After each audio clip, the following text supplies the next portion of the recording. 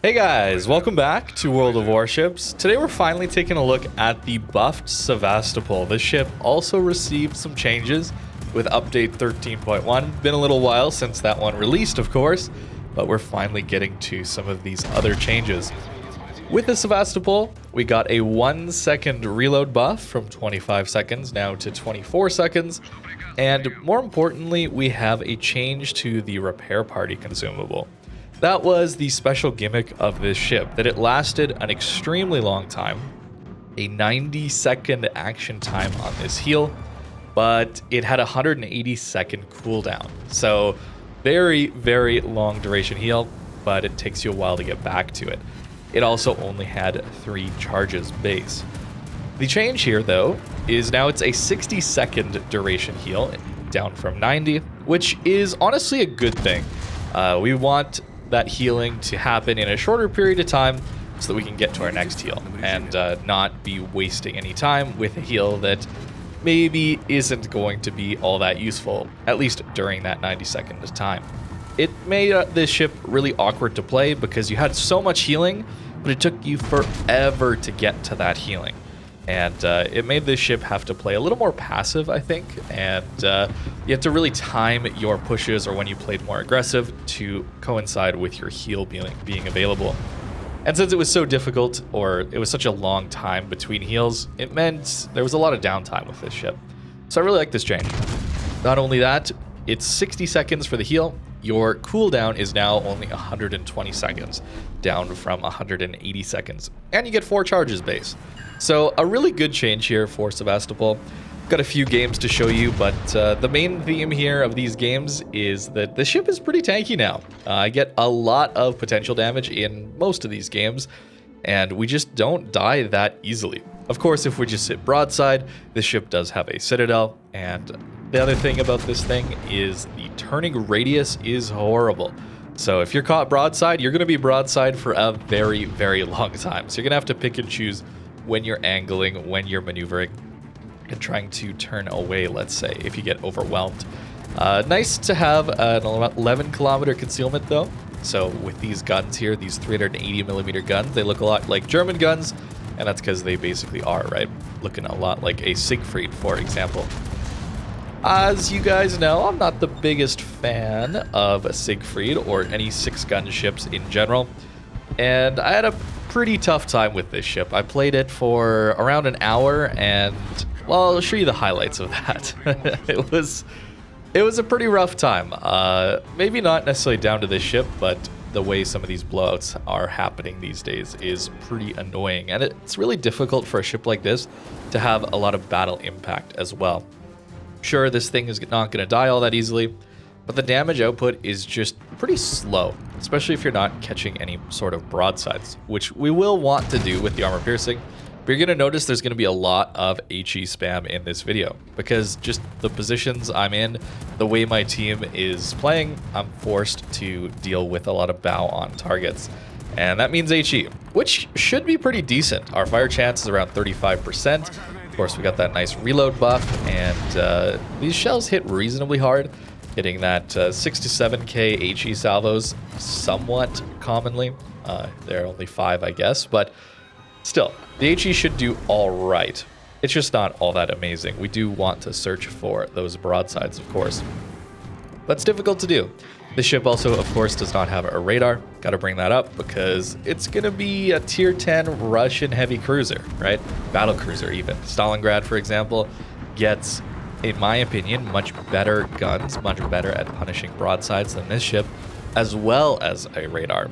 And sure, different currencies or whatever, but steel versus research points, I mean, they're both pretty expensive to get. And I don't think Sevastopol is all that great, to be honest with you. But when you hit those citadels, it can feel okay. It can feel okay. And this buff, again, I gotta reiterate, is a nice change. I think just the way the game functions these days and the way the meta is, this ship is not all that great for it. And you just see our team is entirely melted here, and I've been getting shot quite a bit. We're at 1.6 million potential damage, and that's going to climb up to near, I think I almost get 3 million potential damage in this game, actually. But the team's just melted, right? It's a fast collapse, and there's not much you can really do about it, which is pretty frustrating. I'm not gonna lie to you. And there's a lot of other ships that I think would deal with that better, whether it be something with more concealment or more ability to impact the destroyer engagements, right? That's always going to be something that leads to blowouts. Whenever your team just instantly loses the DD engagements, that's not a great sign. The other thing is anything to do with just farming ships that are bow on. A lot of times you're not finding those broadsides these days. I did not expect this Guden to actually pop out broadside to me. That's why I shot at the Stalingrad here. And I'm just hoping he doesn't come ram me. So I go a little too wide, expose too much of my broadside, and my reload is not quite enough. Turrets don't quite keep up. So I actually don't manage to get any damage into his broadside there, unfortunately. But this is my first game back playing this ship, so forgive me for not quite understanding the dynamics of these guns. But maybe we'll get the rear guns in onto them. Kuznetsov, of course, OP commander, keeping us alive here. Combined with that longer duration heal, pretty nice to stay alive like this. Get a little more damage in, not too much, and then the Stalingrad does finish us off. So nearly 3 million potential damage there. It's a tanky ship, man, but it's not going to do well under really sustained focus fire. The idea is you still need to be performing more hit and run tactics. You can't sustain that damage for eternity, right? You have to go dark. You have to use these longer duration heals to get back that HP you've lost, which is nice. It's a decent playstyle. It just requires games that aren't going to be blowouts. And I know, not the nicest thing to start partway through a game, but you can see where this one's going, right? My flank entirely collapsed. My team left this flank, whatever. And now we have a Smolensk farming us, and I believe their Grozovoy is actually chasing us up here too, which is why I can't go dark. So we're gonna live, don't you worry, we're gonna live. I want to point this out, that this ship is quite difficult to take down. 8,000 damage and a fire there on that Soyuz. The HE can do some pretty good damage if you're forced to use it when people aren't broadside to you. But it's just not the ship for me, I think, is what it comes down to. It's really just not my kind of ship. I get rather frustrated when the game feels out of control like this, and there's really not much I can do to impact the game at all, where I'm forced to run away, I'm forced to essentially not play the game. And it's too bad, because I think on a flank, this ship could do some good work. There's the torpedoes that let me know that Grozovoy is somewhat close to us. And our team is also losing the A flank, unfortunately, on this one. But that's maybe just my experience here. I have had a few bad games in the ship when I was trying it, and maybe that's kind of clouded my judgment on this one. But still not a fan of 6-gun ships, even though the accuracy here is decent. I just think that it's typically going to result in worse RNG salvos compared to a lot of the other cruisers. Even, I mean, Stalingrad's the easy comparison, but Petro, Moskva, these things having 9 guns is so much better, just for consistency's sake. Not to mention that all those ships have a radar as well, on top of having better, more consistent guns. But this thing is tankier than most of those. Petro probably still similar tankiness, just thanks to having better armor. But this one certainly can deal with more incoming damage than, say, a Stalingrad or a Moskva these days. Even though we don't have fire prevention, I think this super long duration heal seems to make up for the lack of fire prevention. You don't really care that much about fires. You can tell just 24,000 HP of healing there. And most of it's healable, right? It's not like we're taking that much permanent damage that this heal can't get us back up to near full HP. Pretty strong. I haven't mentioned it yet, but this speed boost is a 20% speed boost, I believe. It's a pretty strong one. It only lasts for about a minute, but still, that is a very nice buff to maneuverability, allowing you to either get out of a Smolensk farming you, for example, or maybe push in a little more aggressive. But this one, yeah, ends in a pretty swift defeat. Not much gameplay opportunities, but that's how it goes sometimes in ships. Moving on here, maybe this game will go better for us. There's a Freddy pushing here, and yeah, I'm still shooting HE, but that's because I just don't trust these guns. I'll try the AP here in a little bit, don't you worry, but just don't trust these guns at these mid to long ranges. even there with the HE, 2 shatters, and sure, we hit his belt, but two hits out of 6 is not all that amazing for a ship that wants to be an accurate battle cruiser with 6 guns. Dealing with carriers is rough, certainly, since you don't have the best armor against rockets or bombs. But fortunately for me, this carrier seems to just be flying past us this game, going for our Iowa there in the corner. Now, I am stuck in a pretty bad spot here.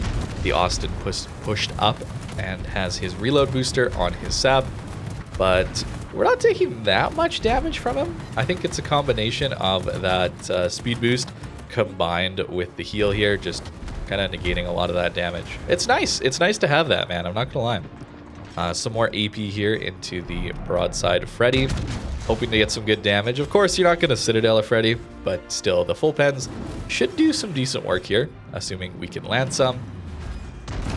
4,800. It's okay, right? But, you know, we were hitting some of those salvos with HE, and you get a fire on those as well.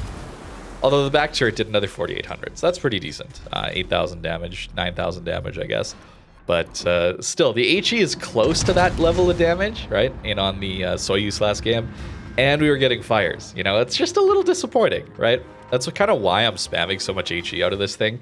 And the reason I wanted to take a look at HEGK earlier this week. We looked at Conqueror as well, which, of course, you're spamming HE in, but I mean, is AP just not worth shooting unless you're guaranteed or almost guaranteed a Citadel close range broadside hit, right? Like, is AP just that bad these days? I don't know. That's kind of what I'm thinking. It's not for sure, but I'm certainly thinking that way, where I would just rather shoot HE out of literally everything in the game and only swap over to the armor piercing when I'm guaranteed that hit, that big hit, at closer range, a broadside, that kind of thing.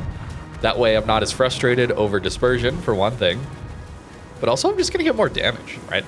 HE is just going to deal more damage over time thanks to those potential fires, and the individual salvos aren't even that much worse compared to what an HE salvo would do versus even armor piercing here into a Freddy, right? 8,500, that's decent AP damage, but even if we get 5k in a fire, that's going to do more damage over time, right? Which is a little sad to think about.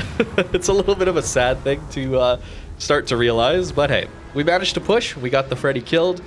Not really thanks to our damage all that much, but still, pushing in like this and not taking too much damage. If we stay angled, we're not going to take a ton from these battleships, of course. There's more overmatch that would hurt us a lot more. But even still, we have the heal available to us. As long as that heal is around, I'm okay with playing more aggressive. It's almost like the Conqueror, St. Vincent, anything with a super heal. It feels very similar, even though it's a very long duration heal, right? Where it's much nicer to get all that healing back quicker. That's a much better situation than having to wait so long. It still is nice to have a heal this big, right? And it allows us to play very aggressive when that heal is available. And then when we're forced to use it, that's when we need to start thinking about playing more passive, I think. That's at least how I've been finding it, and it seems to do all right. HE here into the bow of the Bourgogne. Not doing a ton of damage, but trying to hit that section that is typically less saturated. Moving forward, our team kind of collapsed, unfortunately, trying to find this Stalingrad broadside here, poking out a little bit too much, and only getting a torp protection. He does angle to us, which is smart. And then we get very fortunate, because at this angle, Stalin could easily clap us out. It was just shells landing short bug, I think, that saved me there from that Stalingrad. Massachusetts also to deal with, so we're going to reverse away. When the speed boost is up, you're pretty maneuverable around islands too, which is very nice. You get a fire on us from, I think that was the Thunder, but with this heal, we don't really care all that much. It's nice to have. There are some good things about this ship. I just don't think I've had the ability to impact a lot of games with it. It's, sure, it lives, it stays in the match, but it doesn't really accomplish that much. At least that's kind of how it feels to me. 3 HE hits there for like less than 3,000 damage. Feels a little bad. We might have done more damage if we just shot AP into him, to be honest with you. But we do manage to dodge all these torpedoes, right? Pretty nice with the speed boost now. Although to dodge those torpedoes, it forced me to push out from the island, and the Stalingrad finds the shot on us. So unfortunate, but that's another 1.8 million potential damage in that one. That's much closer range potential damage as well. All right, on to the last game I played. I was perhaps done with this ship. I was getting a little frustrated with how our games were going. Lots of blowouts, and the ship wasn't performing all that well. Broadside Petro there. Sure, it's longer ranges, but still, 7,000 damage is not great. And just shoot HE, and we probably get around that and potentially get a fire as well, right? That's the thought process here, right? It's that, sure, the AP can do some damage, but the HE is going to do similar damage and potentially will light those fires. Another 9k. That's decent damage, certainly, but is it really going to do that much more than the HE? I don't know. You'll have to let me know. But my experience with this thing has been that I want to be shooting HE more than the armor piercing, and that's kind of led to better damage games. Still nothing all that amazing. Fortunately, we do have plane-based ASWs here, so if the submarine sails in a straight line, then we should do some decent damage. Of course, with their recent buff to their maneuverability, they should be able to dodge this stuff pretty easily now. But fortunately, this guy didn't know about the buff to subs yet, so just traveling in a straight line and allowing us to do some pretty nice damage to him. Keep an eye out for the Des Moines in the enemy's backline there. I'm hoping that maybe he's going to be broadside. Maybe he's gone dark and he's going to be turning in, something like that. And that's why I decided to push out from here too, by the way. One is that I don't want to just sit on a rock with a submarine creeping up on us. But two is, hey, maybe we catch a Des Moines here and try and make something happen. This is arms race, of course, so it could be a little dangerous to push out like this, especially with all the enemy battleships kind of in spawn, having a nice broadside look at us. But Des Moines is broadside, although he's a little further back than I thought. I had hoped he would be a little closer to the middle of the map, and I would spot him a little sooner. But still, get a shot into him, but he angles, and then the damage isn't quite there. But we're up to 1 million potential damage in this one so far. And now being very broadside on, of course, a very juicy target for all these battleships in spawn. So we're going to try and dodge some of this incoming fire. And our speed boost means that a lot of it is just landing short of us, right? They just didn't lead us enough. And a slight turnout there means that the Petro salvo lands short as well. So we don't take that much damage. And the damage we did take, it's all healable. Look at that heal, just bringing it all that HP back. So you play aggressive, you push in, you try and make something work. We didn't really accomplish that much. I guess we killed the sub. That's a good thing, actually. That helps our team a lot. But still, 37k, a little disappointing. Would like to see some more damage. And then when we get our health back, ideally we should be waiting for our heal to be off cooldown as well to start pushing in again. But by this point, I was just tired of the blowouts, man, and this one is a blowout just in our team's favor. So I want to get a little more damage and try and accomplish something. You know, the enemy team has to push back into us at some point, right? That's the thing. Our team is winning so badly or so much that surely these super battleships are going to push back into our team at some point, and then maybe we can get some damage in. Got a Citadel hit though in on the Des Moines. Feels kind of nice. Gotta admit that. When you get those AP salvos that actually Citadel, it can feel pretty good with these ships. A fast ship, pretty stealthy ship with good guns. I mean, that's an excellent ship to go on a flank with. But unfortunately for us, the enemy team has decided to sit and spawn, and that's how it goes sometimes. That's just the way the game is, unfortunately. But one more Citadel for the road. And there's our damage for this game, 80k, and 2 million potential damage. Yeah, that's about it. I actually just sit here for the rest of this game. I actually went to, I don't know what I went to do. I think I went to refill my drink or something like that. So I'll just fast forward it for you. If they're going to sit and spawn and not play, then I'll sit behind this rock and not play for the end of this game. A little disappointing. I was, I think, understandably frustrated after that. All those games that I played in this fast. These were all back-to-back games, by the way. I was just trying to get something good to show you guys today, and this is about what I could accomplish in the time I had available, unfortunately. So Sevastopol, pretty mediocre ship in my opinion, but at least this buff is nice, allows this ship to be a little bit more playable. As for the build here on the Sevastopol, I probably overdid it on the consumables, but of course we're going Kuznetsov if you have him, pretty overpowered. Hitting our concealment down to 11 kilometers is very, very nice. Probably don't need Superintendent, to be honest with you. The amount of healing you have is amazing, and even though you only have 4 or 3 damage controls then, you don't have to worry that much about fires, to be honest with you, just because of the healing. So maybe going with heavy AP, or maybe trying to get outnumbered for more accurate salvos if you're in those outnumbered positions, which honestly, in a lot of these videos, I was, because our team just kind of collapsed. That might have helped us out a little bit more, but this is the build I was running with. Probably not the optimal build, but good enough, I suppose. And of course, we're going with main gun reload and main gun accuracy. If you can, run engine boost mod, just because this thing is so powerful, 20%.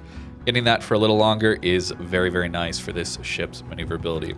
Our AA is really nothing to write home about, so definitely want to stick with your teammates when carriers are around, because you're pretty juicy for carriers to target. You're a big ship, you're not very maneuverable.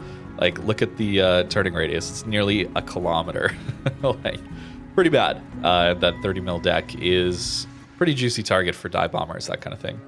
But our upper belt is decent. It's okay, 30, but then 230 here is not Citadel.